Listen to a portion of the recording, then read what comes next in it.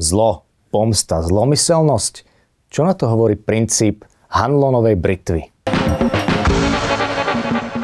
V roku 1999 NASA stratila sondu Mars Climate Orbiter. Stálo to $125 miliónov. Prečo? Pretože jeden tím vedcov počítal v imperiálnych jednotkách a druhý v metrických.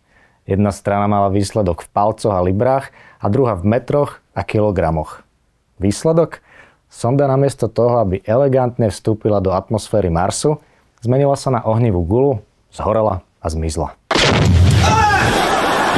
Nie, nebol to sabotážny čin ani sprisahanie proti NASA, nebol to hacker z Ruska ani zamestnanec, ktorý sa chcel pomstiť. Bola to jednoducho chyba. Banálna, nudná, ľudská chyba. A práve toto dokonale vystihuje princíp Hanlonovej britvy. Mentálneho nástroja, ktorý nám hovorí, nikdy nepripisuj zlomyselnosť tomu, čo sa dá dostatočne vysvetliť obyčajnou hlúposťou.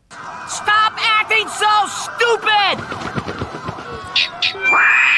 Alebo, ak to chceme povedať menej útočne, nepripisuj zlomyselnosť tomu, čo sa dá vysvetliť nevedomosťou, roztržitosťou alebo nedorozumením. Človek má totiž prirodzenú tendenciu hľadať za chybami iných úmysel.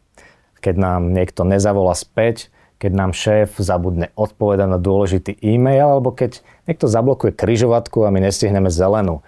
Okamžite si pomyslíme, to robil naschvál. Look, okay, it's not my fault. Ale realita býva často oveľa prozaickejšia. Ten človek možno celý deň lietal medzi schôdzkami. Možno sa hádal s partnerom, alebo len zabudol. I suffer from short-term memory loss. Zoberme si aj moderné príklady. Niekto ti napíše na sociálnej sieti trochu úsečný komentár. Automaticky máš pocit, že ťa napadol.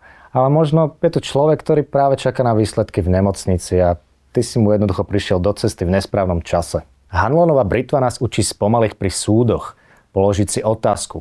Naozaj to ten človek urobil so zlým úmyslom? Alebo sa mu to len vymklo z rúk? Nie preto, že by sme mali byť naivní, ale preto, že vo väčšine prípadov je najjednoduchšie vysvetlenie to správne. Niekedy sa skrátka treba zmieriť s tým, že svet nie je plný tajných plánov. Je len plný zaneprázdnených, unavených a nedokonalých ľudí, ktorí podobne ako my robia chyby.